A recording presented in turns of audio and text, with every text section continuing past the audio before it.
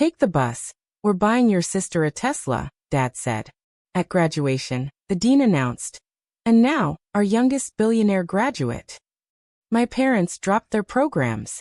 My heart still aches when I remember that day. There I stood, 22 years old, in my cap and gown, at a Seattle bus stop, the rain chilling me to the bone, while my classmates drove by in their shiny cars. But the real sting, the true betrayal, wasn't the weather or the curious stares. It was the photo that flashed across my phone screen. My 19-year-old sister, Amber, beaming next to her brand new Tesla, her graduation gift. The same parents who just told me the bus was perfectly reliable transportation for my college graduation. This wasn't about money. Our family certainly wasn't struggling.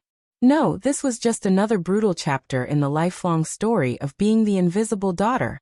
Before I dive into how I finally found the courage to stand up for myself after years of feeling forgotten, let me know in the comments where you're watching from. And if you've ever felt invisible in your own family, please hit that subscribe button. You're definitely not alone.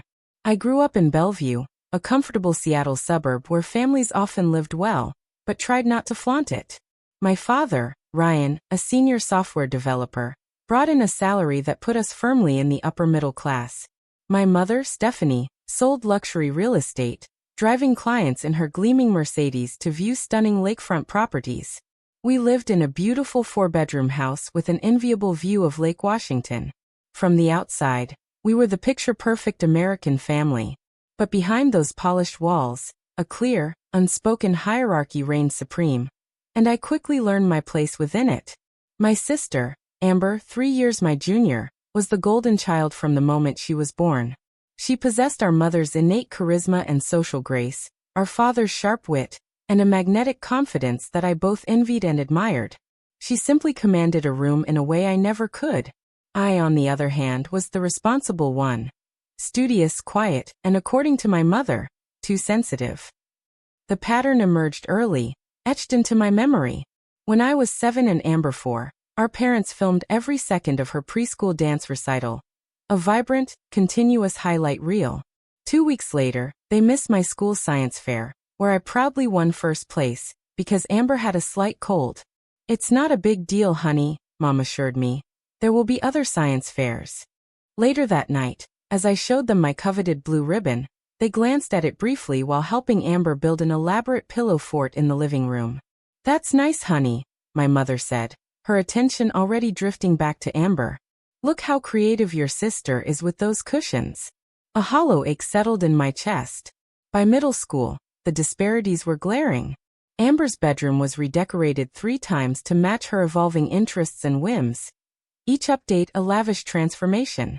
My furniture remained the same worn set from childhood, with promises of an update soon, that never materialized. When I brought home straight A's, my father would give a curt nod. That's what we expect from you, Brooke, he'd say. But when Amber managed to pull B's and C's, they'd whisk her away for ice cream, celebrating her improvement as if she'd conquered Everest. The most painful example came on our respective 16th birthdays. For mine, we had a modest dinner at my favorite local restaurant, just the 4 of us. I received practical gifts. A laptop for school, some clothes, and a vague promise they'd help me find a used car when the time was right. For Amber's 16th, they rented an entire venue, hired a DJ, and invited 60 of her closest friends. She received designer clothes, expensive jewelry, and the crowning glory, a brand new Honda Civic with a giant red bow on top, gleaming under the party lights. When I timidly pointed out the stark difference, my mother simply said, Amber is more social, honey. She needs these things to build confidence. You've always been so independent. The message was clear. My independence was a flaw, not a strength. 2 months after Amber got her new Honda, they finally helped me buy my first car. A 10-year-old Toyota with mysterious engine noises and a passenger door that wouldn't open from the inside. It has character, my father declared, slapping the hood with a laugh. And it'll teach you about car maintenance. It taught me, all right. It taught me exactly where I stood. Throughout high school, the pattern tightened its grip. My parents attended every single one of Amber's volleyball games, cheering her on from the stands, but only made it to 2 of my debate team competitions, despite my team making it to state finals. When I was accepted to the University of Washington with a partial academic scholarship, a monumental achievement I'd worked tirelessly for, my parents seemed far more interested in Amber's upcoming prom. "Of course you got in," my mother said, barely glancing at my acceptance letter. "You've always been smart. Now, do you think Amber should go with the blue dress or the silver for prom? The silver really brings out her eyes." It felt like a punch to the gut. The only person who truly saw me, who celebrated my quiet victories, was my grandmother, Hannah. My mother's mother, a retired English professor, valued education and hard work above all else. When my parents missed my high school graduation speech as valedictorian, because Amber had a volleyball tournament in Portland, Grandma Hannah was there, front and center, beaming with unadulterated pride. "They don't see what I see," she told me afterward, squeezing my hand tightly. "But someday, you'll build a life where your worth is recognized, Brooke. And it will be beautiful." I clung to those words like a lifeline throughout college. A few years later, Amber followed in my footsteps to the University of Washington, despite her lower grades and test scores. But our college experiences couldn't have been more different. I worked 20 hours a week at the campus library to supplement my scholarship, maintained a rigorous 3.9 GPA, and lived frugally in a shared apartment with 3 other students, stretching every dollar. Amber, on the other hand, lived in the expensive dorms freshman year, then moved to a luxury apartment complex popular with sorority girls. She joined a sorority, changed her major 3 times, and maintained what she proudly called a solid C average. My parents paid her full tuition, rent, and gave her a generous monthly allowance. Meanwhile, I picked up extra shifts during holidays, often missing family events just to make ends meet. Through it all, I held on to a fragile hope. Someday they would see my accomplishments. Someday, they would be proud of me the way they were effortlessly proud of Amber. As my college graduation approached after 4 grueling years, I thought maybe, just maybe, this will be that moment. I had even secured a job interview at a prestigious marketing firm in Portland. I was graduating with honors. Surely now they would see me. I was wrong. But I didn't know just how wrong until the day I found out about Amber's Tesla. My final semester was a brutal marathon. All-nighters, coffee-fueled study sessions, balancing work with endless internship applications. While my classmates were enjoying senior bar crawls and spring break trips, I was pulling double shifts at the library and finalizing my capstone project.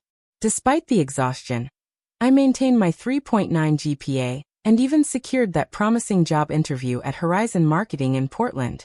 All while my ancient Toyota made increasingly concerning noises whenever I drove over 40 miles per hour.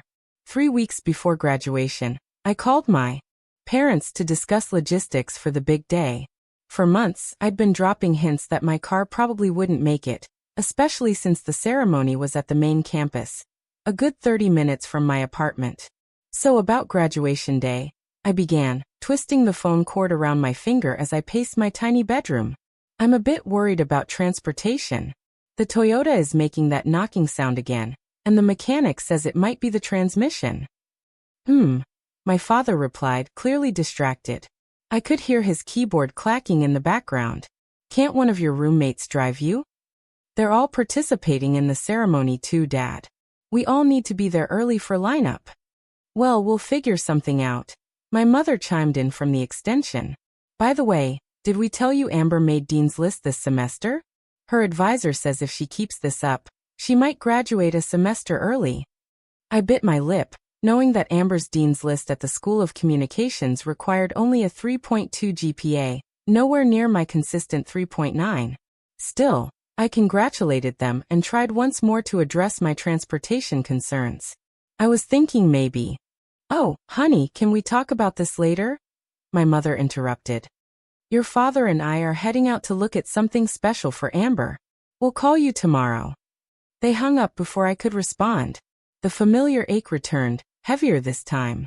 2 days later, I stopped by my parents' house to pick up some winter clothes I'd stored in their basement. They weren't expecting me. As I let myself in with my key, I overheard them talking excitedly in the kitchen. "Amber's going to flip when she sees it," my father was saying. "The white interior is perfect." "I know," my mother agreed. "And the salesman said we can have it ready by next weekend." Just in time for Brooke's graduation. Amber can drive it there and show everyone. I froze in the hallway, my heart pounding a frantic rhythm against my ribs. Don't you think it's a bit much for a freshman? My father asked, though his tone suggested he'd already been convinced. A Tesla is a serious car. Ryan. My mother's voice was firm. She maintained AB average this year while adjusting to college and sorority life. That deserves recognition. Besides, her Honda is already 2 years old, and all her sorority sisters are getting new cars for sophomore year. I must have made a noise because they both looked up, startled to see me standing in the doorway. Brooke, we didn't hear you come in, my mother said, quickly closing the laptop they'd been looking at. I came to get my winter stuff, I said quietly. What's this about a Tesla? Before they could answer, the front door burst open and Amber bounded in. Her sorority tote bag slung over one shoulder, her blonde hair perfectly styled despite the Seattle drizzle. Mom, Dad, guess what? Kylie's parents got her a Range Rover for sophomore year, and it's absolutely. She stopped short when she saw me. Oh hey Brooke. What are you doing here? My parents exchanged a look that confirmed everything I'd overheard. My mother recovered first, her practiced real estate smile sliding into place. Actually, we have some exciting news, she said, putting her arm around Amber. We were going to wait, but since everyone's here. Amber, honey, in recognition of your hard work this year, and since Brooke's graduating next week. My father finished for her, beaming with pride. We're getting you a Tesla Model 3, white with the premium interior package you wanted. Amber shrieked and jumped up and down while I stood there, utterly invisible once again. Not only were they buying her a Tesla as a reward for mediocre freshman grades, but they were somehow framing it as connected to my graduation. An event that should have been about celebrating my achievements. Oh my God, are you serious? A Tesla? Taylor's going to die. Amber threw her arms around our parents, then turned to me with a smirk. See, Brooke, some of us get cars that actually work. I opened my mouth to say something, anything, but was cut off by my mother. We're going to pick it up next Friday, and then we can all drive to Brooke's graduation in style on Saturday. I felt like I'd been punched in the stomach. Not only was my graduation being completely overshadowed, but they hadn't even considered how I would get to my own ceremony. I was just expected to ride along in Amber's new Tesla like an afterthought. I mumbled something about needing to get my clothes and fled to the basement, tears burning my eyes. As I stuffed sweaters into a duffel bag, I could hear them upstairs, excitedly discussing features and color options.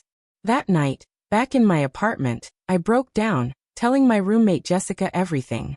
Your parents are buying your teenage sister a Tesla, while you can barely afford oil changes for your death trap? Jessica was furious on my behalf. And they didn't even think about how you're getting to graduation? That's beyond messed up, Brooke. Maybe I'm overreacting, I said, wiping my eyes. They've always been this way. That doesn't make it right, Jessica insisted. You need to stand up for yourself. Tell them how you feel. What's the point? They don't hear me. They never have. Then make them hear you, Jessica said firmly. You're graduating with honors. You've worked your ass off while Amber's been partying in a sorority house on their dime. If they can't see your worth, you need to show it to them. I nodded, a flicker of resolve lighting within me. But as graduation day approached, my anxiety only grew. Would I finally find the courage to speak up, or would I stay silent, as I had for 22 years? By the way, if you're finding yourself nodding along to Brooke's story, make sure to hit that subscribe button. More raw, unbelievable true stories are coming your way every week. The Friday before graduation dawned bright and clear, a rare gift in Seattle's typically gray spring. I woke early to take my final exam in marketing analytics, the last hurdle before officially completing my degree. Despite the knot in my stomach that had been there since discovering Amber's Tesla surprise, I managed to focus, acing the exam. Finish with flying colors, I see, Professor Wilson said as I handed in my test. Not that I'd expect anything less from you, Brooke. You've been one of my most dedicated students. I smiled, grateful for the recognition. Thank you. Your class has been invaluable. After the exam, I headed to my final shift at the campus library, where I'd worked throughout college. My supervisor, Thomas, had arranged a small goodbye gathering with the staff, complete with a card signed by everyone and a modest cake. "We're really going to miss you around here," Thomas said, handing me a gift bag that contained a beautiful leather-bound journal. "4 years, without a single late arrival or missed shift. You've set the bar impossibly high for your replacement." I blinked back tears, touched by the genuine gesture. "Thank you all so much. This job has been a lifeline for me." After saying my goodbyes, I checked my phone to find 3 missed calls from my mother. I called her back as I walked to my apartment. "Brooke, finally," she answered on the first ring. "We're at the Tesla dealership picking up Amber's car. It's absolutely stunning. White exterior with white vegan leather interior. Premium everything." "That's great." I managed, swallowing the lump in my throat. "About tomorrow." "Yes, that's why I'm calling," she interrupted. "The ceremony starts at 1 p.m., right? We'll need to leave early to find parking. Your father thinks we should get there by 11:30 to get good seats." "Mom," I said, my voice firmer than I expected, "I need to be there by 10 a.m. for graduate lineup. I've been trying to talk to you about transportation all week." "Oh." She paused, as if this thought had literally never occurred to her. "Well, we'll be busy getting Amber's car ready for its first big drive. Can you just take the bus? There's a direct route from your apartment to campus, isn't there?" The world seemed to tilt. I stopped walking, stunned by her casual suggestion. "You want me to take the bus to my college graduation in my cap and gown?" My voice was barely a whisper. "It's just practical, honey. Everyone else will be with us in Amber's new Tesla, and there won't be room if we need to take your grandmother, too. The bus is perfectly reliable transportation." Everyone else. As if I weren't part of the family. As if I were some distant acquaintance who needed to find her own way to my own event. "You're suggesting I ride the bus to my graduation," I said, my voice gaining strength, raw with hurt and anger. "While my younger sister drives her brand new Tesla, that you bought her for no particular milestone. To my graduation ceremony? Don't be dramatic, Brooke," my mother sighed. "You've always been so independent. I thought you'd appreciate handling it yourself instead of relying on us to chauffeur you around." In the background, I could hear Amber and my father laughing about something, completely oblivious. "I have to go," I said, my voice thick with unshed tears. "Amber's special day is waiting." "It's the practical solution," my mother repeated, either missing or ignoring my sarcasm. "We'll see you at the ceremony tomorrow. Don't forget to wear that nice dress under your gown." I hung up and stood frozen on the sidewalk, people streaming past me on their way to Friday evening activities. A mixture of emotions washed over me. Shock, hurt, anger, and finally, a strange, stark clarity. This was who my parents were. This had always been who they were. No achievement of mine would ever measure up to Amber's mere existence. With shaking hands, I dialed my grandmother's number. "Grandma Hannah, it's Brooke. There's my graduate." Her warm voice instantly provided a soothing balm. "Are you ready for tomorrow?" "They're making me take the bus," I blurted out, tears finally spilling over. "To my own graduation, because they're busy with Amber's new Tesla." There was a long pause before my grandmother spoke, her voice unusually hard. "They did what?" Through broken sobs, I explained everything. The Tesla, the transportation issue. Years of being overlooked and undervalued. "Oh, my darling girl," Grandma Hannah said when I finished. "I wish I could say I'm surprised, but I've watched this pattern for too long. Your mother did the same thing to your Aunt Carol when they were growing up." "What do I do?" I asked, feeling like a lost child despite being a college graduate. "You have 2 choices," she said firmly. "You can either continue to accept their treatment, or you can start setting boundaries. Neither is easy, but only one leads to healing." "I'm so tired of being invisible," I whispered. "Then stop allowing them to look past you," she replied. "But whatever you decide, know that I see you, Brooke. I've always seen you, and I am so tremendously proud of the woman you've become, with or without their recognition." After talking with my grandmother, I returned to my apartment and spent the evening preparing for graduation. I carefully ironed my gown, polished my dress shoes, and set out the sensible navy blue dress my mother had insisted I wear.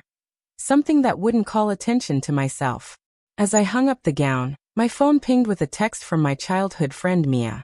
Can't wait to see you walk tomorrow. You've worked so hard for this. Let me know if you need anything at all. I stared at the message, grateful for the people who did value me. Perhaps that was the key.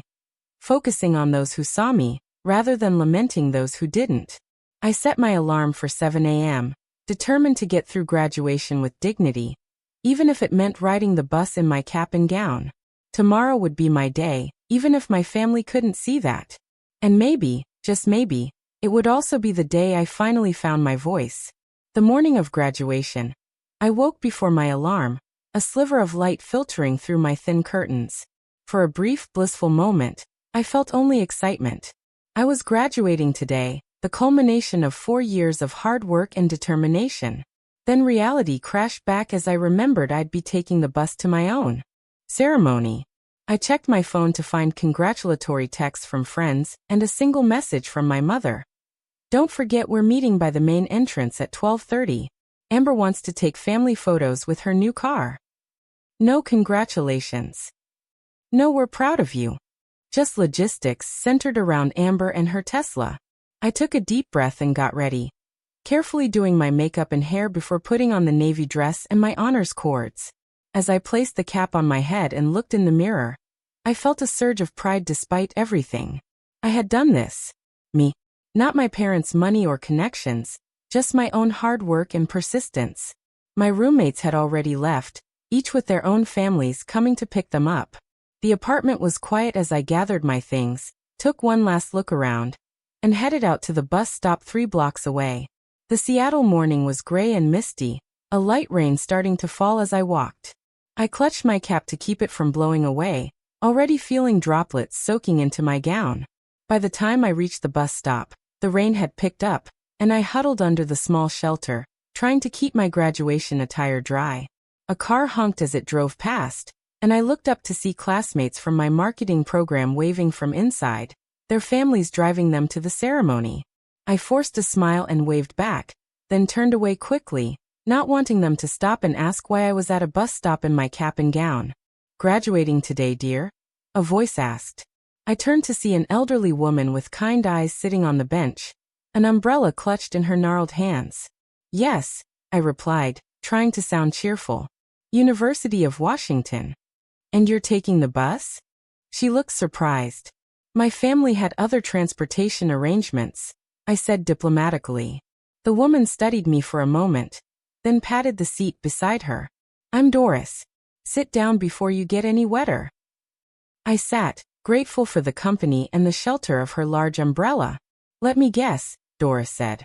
Family drama? I laughed despite myself. Is it that obvious? Only to someone who's been there, she replied. I graduated from nursing school in 1962. My parents didn't come because they were attending my brother's baseball game. I took 2 buses in my white uniform and cap.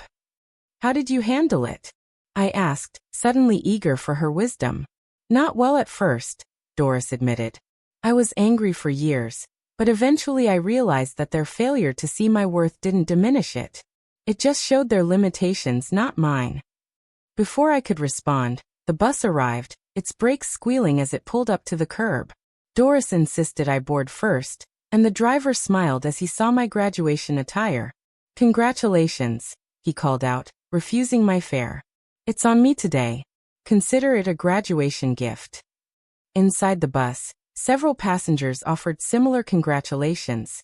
A woman in scrubs insisting I take her seat at the front. The kindness of these strangers brought tears to my eyes. Their recognition more meaningful than they could know. As the bus rumbled toward campus, my phone vibrated with a text from Amber. OMG, the Tesla is amazing. Mom and Dad are letting me drive everyone to your thing. So excited for everyone to see it. Attached was a picture of her posing beside the gleaming white Tesla, my parents beaming proudly behind her. I turned off my phone and slipped it into my pocket, unwilling to let it spoil this moment. The bus journey brought back memories of other times I'd been overlooked. My 16th birthday, when my parents forgot to pick me up from debate practice because they were shopping for Amber's new phone. High school graduation, when they arrived late and left early for Amber's dance recital. Countless achievements met with distracted acknowledgement, while Amber's smallest accomplishments were celebrated lavishly. Yet, amid these painful memories, I found myself thinking about Doris's words. Their failure to see my worth didn't diminish it. Perhaps it was time I truly believed that. The bus approached campus, now crowded with graduates and their families. Through the window, I could see proud parents taking photos, grandparents carrying flowers, siblings holding congratulatory signs. A lump formed in my throat, but I swallowed it down. Today was still my achievement, even if my family couldn't recognize it properly. As I prepared to exit, Doris touched my arm. Remember, dear, family isn't always who raises you. Sometimes it's who sees you. Find those people and keep them close. I thanked her, oddly moved by this brief encounter with a stranger who somehow understood exactly what I needed to hear. Stepping off the bus, I spotted Jessica waiting by the campus entrance, scanning the crowd. "Brooke," she called, rushing over. "I was worried you wouldn't make it. Did you really take the bus in your gown?" "Family tradition," I said drily, straightening my slightly damp cap. Jessica's expression darkened. "They really made you bus it while they're parading around in a brand new Tesla? That's beyond messed up." "It's fine," I said automatically, then corrected myself. "Actually, no, it's not fine. But I'm not going to let it ruin today." "That's my girl," Jessica said, linking her arm through mine. "And just so you know, my parents want to take us both out for dinner after the ceremony. They insist." I felt a rush of gratitude for Jessica and her family, who had always made me feel welcome. "I'd like that," I said. As we walked toward the graduate assembly area, I felt simultaneously drained and determined.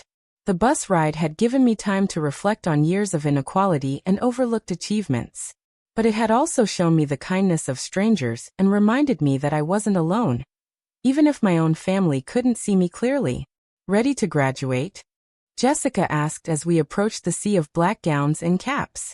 "More than ready," I replied, squaring my shoulders. "It's time."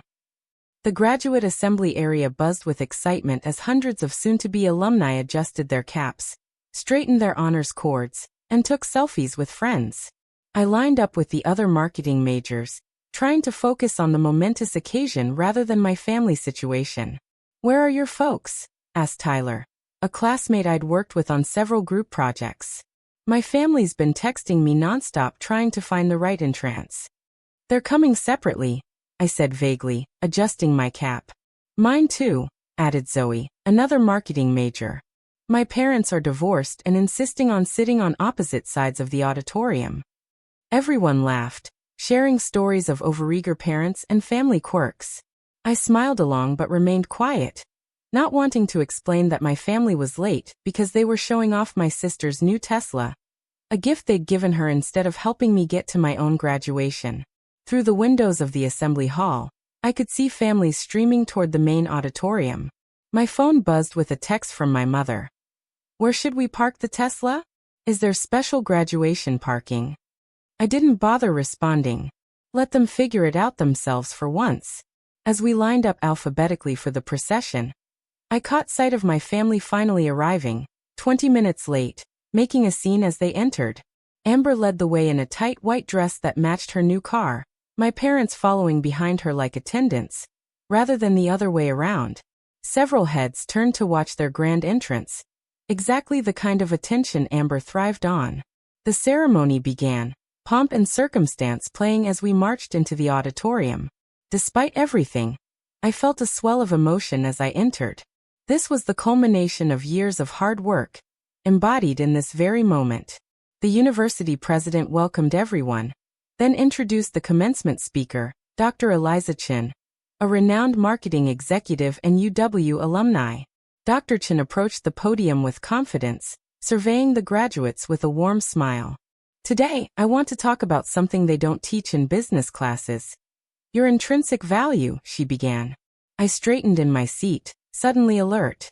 Society often measures worth through external validation. The car you drive, the house you live in, the attention you receive. But true value comes from within. It's built through perseverance, integrity, and self-belief, especially when no one else is watching. Her words seemed to pierce directly through me, as if she were speaking to my exact situation. Some of you have had every advantage: financial support, family connections, endless encouragement. Others have fought for every inch of progress, often unseen and uncelebrated. To those students especially, I say this: the fact that others failed to recognize your light doesn't make it shine any less brightly. In fact, the struggle to be seen often creates the most resilient, compassionate leaders. Tears welled in my eyes as Dr. Chen continued, her message resonating with everything I'd been feeling. Your worth is not determined by others' ability to see it. Remember that as you move forward into a world that will continue to overlook quiet excellence in favor of flashy mediocrity. The rest of her speech blurred as I processed her words. Had I been allowing my parents' perception to define my worth all these years? The revelation felt simultaneously painful and liberating. When it came time for graduates to cross the stage, I took a deep breath and prepared myself. Row by row, we stood and filed toward the stage. As my row was called, I scanned the audience, spotting my family in the middle section. My mother was on her phone, my father was checking his watch, and Amber was taking selfies. None of them were watching the stage. Brooke Mitchell, Bachelor of Science in Marketing, summa cum laude, the dean announced as I stepped onto the stage. I expected to cross in silence, like many others before me. Instead, I heard a thunderous cheer from the back of the auditorium. Startled, I looked up to see my grandmother Hannah standing, despite her arthritis, applauding wildly. Beside her were Jessica's parents and several of my library coworkers, including Thomas. They held up a banner. "Congratulations, Brooke. We see you." Emotion overwhelmed me as I accepted my diploma, tears flowing freely now. These people, some related by blood, others by circumstance, had made the effort to be here, fully present for me. They saw me. They celebrated me. And in that moment, it was enough. As I returned to my seat, I glanced at my family. My parents looked confused and embarrassed by the unexpected cheering section. Amber appeared annoyed that attention had been diverted from her. For once, I didn't care about their reactions. After the ceremony, graduates flooded into the courtyard to meet their families. I found my grandmother first, pulling her into a tight hug. "You came," I whispered, still in disbelief.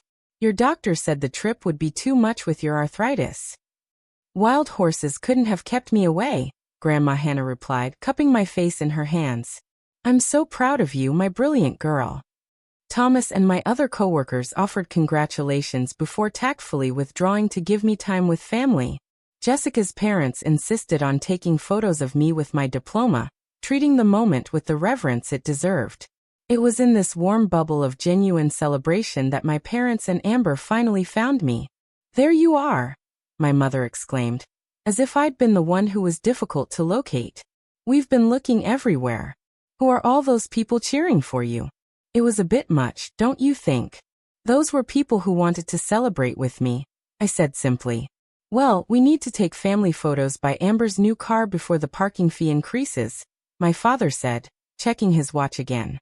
"The Tesla is parked in the VIP section. Had to pay extra, but worth it for the statement it makes." "Seriously, Brooke, wait until you see it," Amber gushed, completely oblivious to the true significance of the day. "The interior is amazing. Everyone's been stopping to look at it. Some guy even asked if I was a professional model doing a Tesla promotion." Something inside me finally snapped. Quietly, definitively. For years of working myself to exhaustion. For years of maintaining near-perfect grades while working part-time. For years of watching my sister get everything handed to her, while I struggled. And now, on what should have been my day, they couldn't even pretend to care about my achievement. "No," I said, the word coming out clear and firm. "No what?" my mother asked, already turning toward the parking lot. "No, I will not take family photos by Amber's Tesla on my graduation day." My father frowned. "Don't be difficult, Brooke. It's just a few pictures." "It's never just been about pictures," I said, my voice gaining strength. "It's about a lifetime of being treated as less than. It's about you buying my teenage sister a luxury car, while making me take the bus to my own graduation. It's about showing up late to my ceremony because you were too busy fawning over Amber and her new toy." "That's not fair," my mother protested, looking around nervously as nearby families glanced our way. We've always supported you. Have you? I asked, surprising myself with my calm. When is the last time you attended any event that mattered to me without checking your watch or leaving early for something of Amber's? When have you ever celebrated my achievements with even half the enthusiasm you show for her mediocre ones? I got good grades this year. Amber interjected, indignant. You got C's with a few B's at a university Dad's donations helped you get into, while living in a luxury apartment they pay for, with a monthly allowance that exceeds what I make working 20 hours a week, I replied.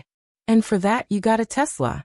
I graduated summa cum laude while working throughout college, and I got a bus ticket. My father's face reddened. That's completely different. Amber needs more support. You've always been independent. I had to be independent, I said quietly. You never gave me any other choice. Is that what this is about? My mother asked, her voice rising. A car? If you wanted a car, you should have said something. This isn't about the car, my grandmother interjected, stepping forward. This is about seeing your daughter. Really seeing her for the first time in 22 years. My parents turned to her in surprise, as if just noticing her presence. Mom, this isn't the place, my mother began. When my granddaughter takes a bus to her college graduation while you parade around with Amber in a brand new Tesla, it becomes my business, Grandma Hannah replied sharply. Stephanie, you're repeating exactly what your father did to you and Carol. My mother paled at the mention of her sister, my Aunt Carol, who had limited contact with the family. Brooke has worked harder than anyone I know, my grandmother continued. She deserved to have her parents drive her to graduation, at minimum. She deserved celebration, recognition, and respect, not to be an afterthought to Amber's new car. A small crowd had gathered, watching the drama unfold. I felt a hand slip into mine, and turned to see Jessica standing beside me in silent support. I need to go, I said, suddenly exhausted by the confrontation. My friend's family has invited me to a graduation dinner. People who actually want to celebrate with me. Brooke, you can't just walk away from your family, my father protested. Watch me, I replied, then turned to leave with Jessica, Grandma Hannah following behind us. As we walked away, I heard Amber ask in a confused voice, So are we not taking pictures with the Tesla? And for the first time in years, I found myself laughing, genuinely laughing, at the absurdity of it all. In standing up for myself, I discovered a strength I hadn't known I possessed. Whether my family recognized my worth or not, I finally did. After the graduation ceremony, Jessica's parents took us to a lovely dinner at a waterfront restaurant. They ordered champagne, made heartfelt toasts to my achievement, and treated me like family. Grandma Hannah joined us, her eyes twinkling with pride every time she looked my way. For those few hours, I allowed myself to bask in the celebration I deserved. To Brooke, Jessica's father said, raising his glass, whose determination and brilliance will take her wherever she wants to go. And who finally found her voice today, Grandma Hannah added with a wink. By the time we finished dinner, my phone showed 12 missed calls and 23 text messages from my parents and Amber. I silenced it and slipped it back into my purse. Whatever crisis they were experiencing could wait until tomorrow. Today was mine. Jessica offered to let me stay at her parents' hotel, but I declined. I needed to face my apartment and whatever awaited me there, on my own terms. Grandma Hannah squeezed my hand before getting into Jessica's parents' car. Remember, standing up for yourself isn't a one-time event, she said softly.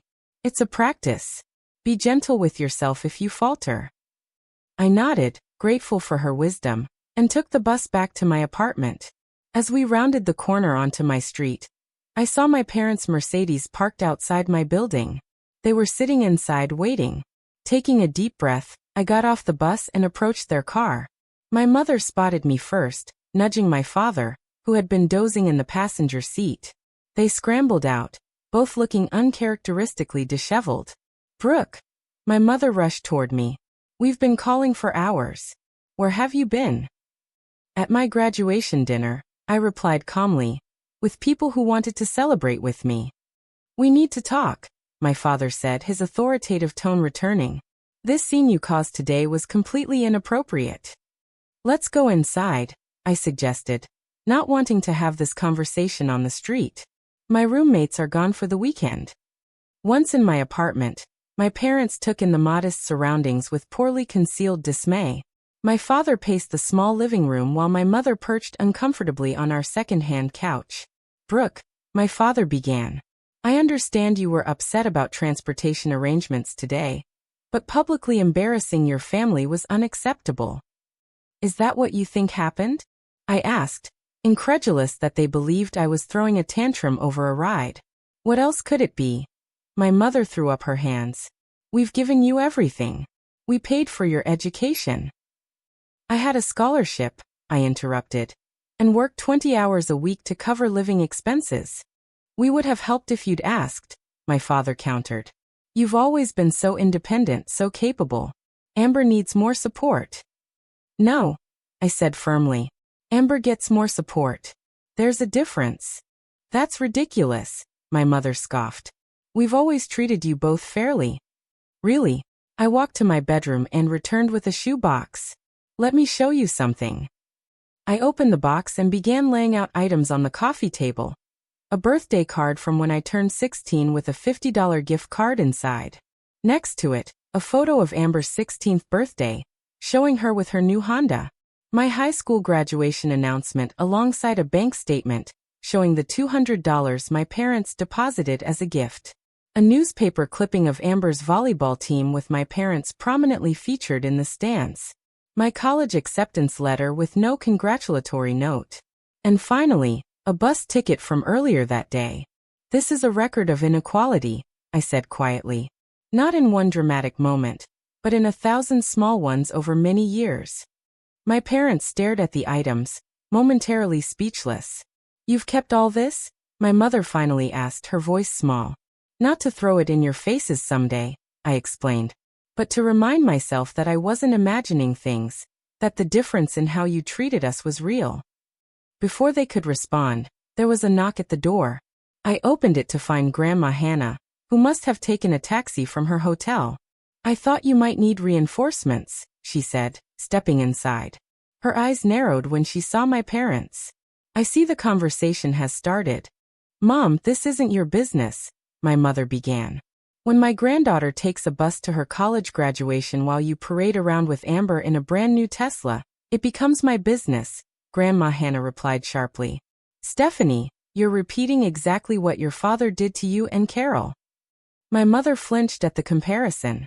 "That's completely different." "Is it?" Grandma Hannah asked. "Your father favored you because you were outgoing and charming like him. You favor Amber for the same reason. Carol was studious and quiet like Brooke. You resented how your father treated Carol. Yet here you are doing the same thing to your own daughter." A heavy silence fell over the room. My father, who had been defensive throughout, finally spoke. "Brooke has always seemed fine," he said, but his voice lacked conviction. "She never complained." "She shouldn't have to complain to be treated equally," Grandma Hannah pointed out. "I thought." My mother began, then stopped, staring at the items on the table. "I thought because you were successful on your own, you didn't need as much from us. I thought we were giving you space to be independent." "I needed parents," I said simply. "Not space." My father ran his hand through his hair, looking genuinely troubled for the first time. "The Tesla was excessive, wasn't it? Even for Amber?" "It's not just about the Tesla," I said. "Though making me take the bus to graduation while buying her a luxury car certainly brought everything into focus." "What do you want from us now?" my mother asked, and I was surprised to see tears in her eyes. "How do we fix this?" "I don't know if you can fix 22 years of inequality overnight," I admitted. "But acknowledging it is a start. And understanding that, going forward, our relationship will have boundaries." "Boundaries?" My father looked alarmed. "What does that mean?" "It means I won't accept being treated as less than Amber anymore. It means I'll call out favoritism when I see it, and it means I might need distance sometimes to protect myself." My parents exchanged worried glances.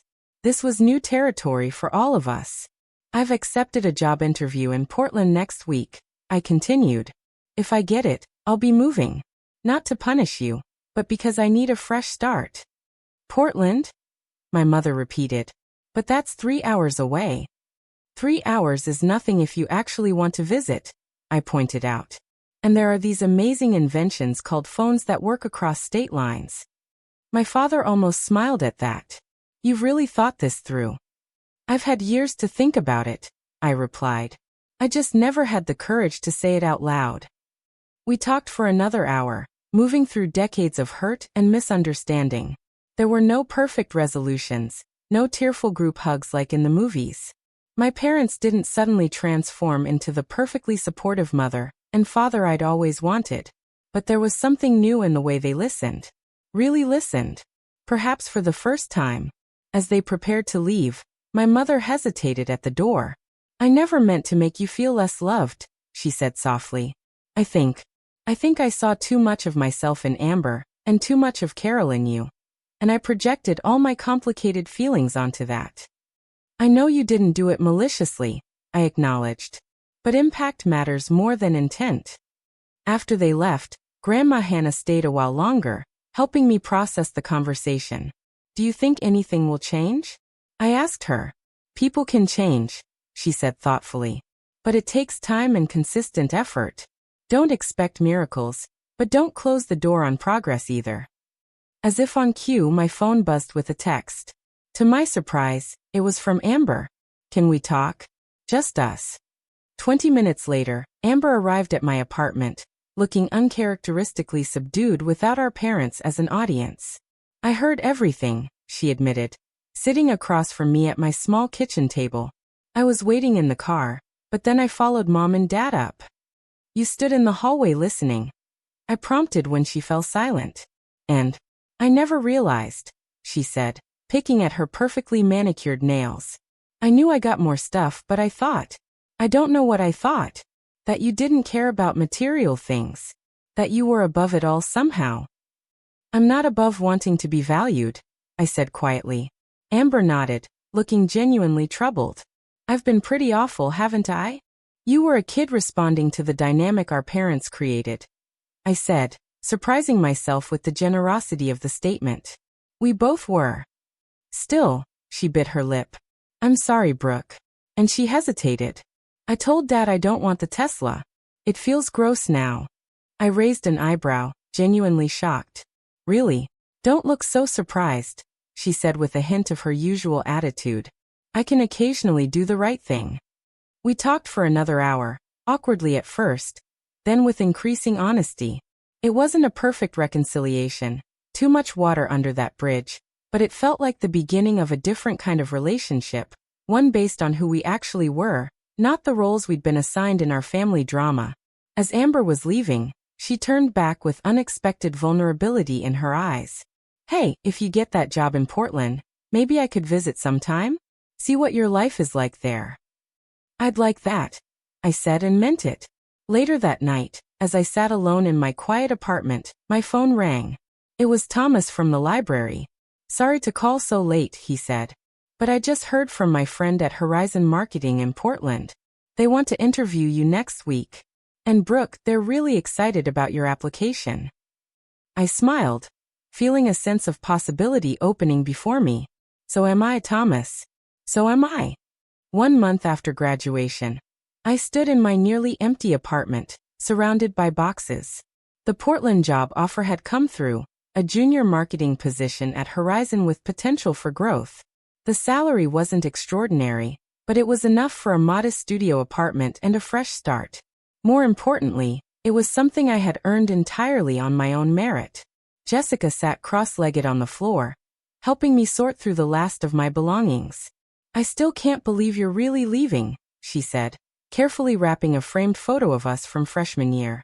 I can hardly believe it myself, I admitted, but it feels right. The months since graduation had brought unexpected changes in my family dynamic. There had been no dramatic transformation. My parents hadn't suddenly become perfectly attuned to my needs. But there were small shifts that suggested they were at least trying. The previous weekend, my father had asked me to lunch, just the two of us, something that had never happened before.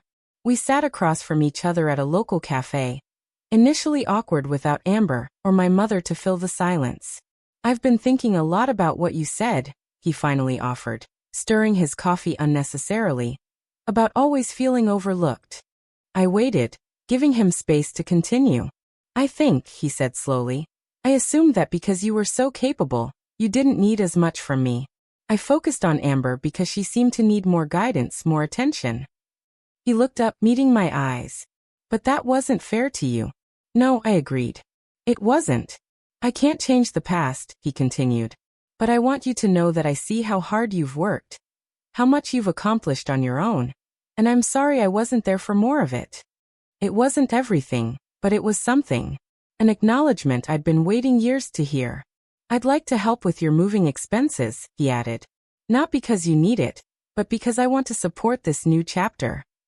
Initially, I wanted to refuse, to prove I could do it entirely on my own. But I realized that accepting help didn't diminish my independence. Sometimes support was just support. Thank you, I said. I'd appreciate that. My mother's attempts at connection were more awkward, but equally sincere. She'd invited me for coffee the day after my lunch with Dad, clearly having coordinated their efforts. Portland has some beautiful neighborhoods, she said. Having researched the city extensively, the Pearl District is supposed to be very trendy for young professionals. It's also very expensive, I pointed out. I'll be in a smaller neighborhood across the river. She nodded, absorbing this information. You know, I've never lived more than 10 miles from where I grew up, she said unexpectedly. Sometimes I wonder what it would have been like to start fresh somewhere new. I saw something in her eyes then, a hint of envy, perhaps, or regret. It occurred to me that my mother's favoring of Amber might have been about more than just preferring her personality. Perhaps she saw in Amber the confident, popular girl she had been, and in me, the road not taken, the serious, ambitious path she might have chosen. It's not too late, I suggested. To try new things, she smiled sadly. Some roads close behind you, but I'm proud that you're taking yours. The word proud hung between us, unfamiliar but welcome. Even Amber had shown surprising growth. True to her word, she had refused the Tesla, asking our parents to return it. Instead, she kept her Honda and suggested they donate the difference to a scholarship fund. Whether this change would last remained to be seen, but it felt like a significant step. A knock at the door pulled me from my reflections. Jessica opened it to reveal my parents and Amber, come to help with the final moving preparations. We brought lunch, my mother announced, holding up bags from my favorite sandwich shop and packing tape.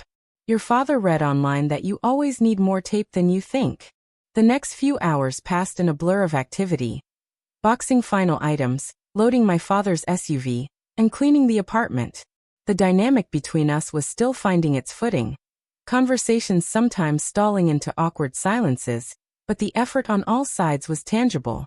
As we prepared to caravan to Portland, my parents driving the loaded SUV, while I followed in my newly reliable used car, a graduation gift from Grandma Hannah, Amber pulled me aside.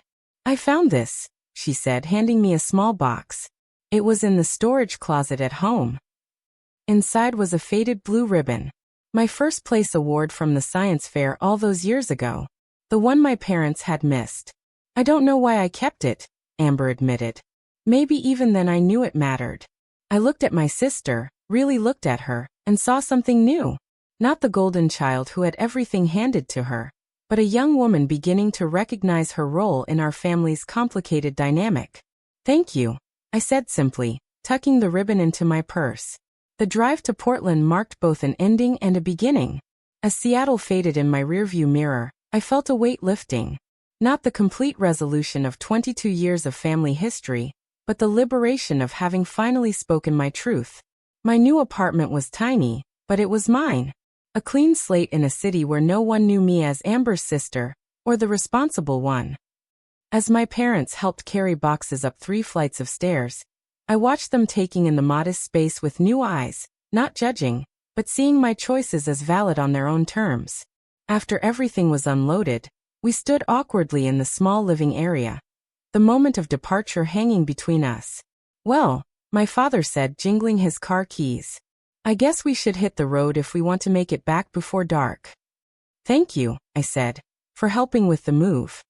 Of course, my mother replied. That's what family does. The phrase struck me as both ironic and hopeful, a statement of what should have been all along, and perhaps what could be going forward. As they prepared to leave, my mother hesitated, then pulled me into a hug tighter and longer than any I could remember. I'm so proud of you, Brooke, she whispered. I should have said that more often. After they left, I stood alone in my new apartment, surrounded by boxes yet to be unpacked and a future yet to be written. The journey from invisibility to empowerment wasn't complete.